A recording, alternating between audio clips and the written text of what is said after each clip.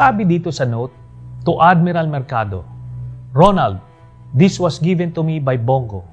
Go over it and prepare a report rebuttal to be submitted to the President. Signed, Secretary Lorenzana. Itong note na ito ay naka-attach sa isang dokumento na galing sa HHI na itinutulak ang Hanwha CMS na kung saan mas makakamura sila. Bukod pa sa mga documents na ito, sumulat pa mismo ang office ni Bongo noong January 18, 2017 sa Technical Working Group ng Philippine Navy na in charge sa Frigate Acquisition Project para sa isang meeting sa Malacanang.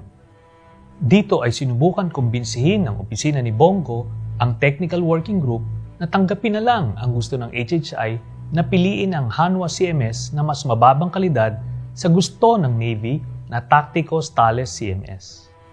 Sa madaling salita, huling-huli si Bongo na nakialam sa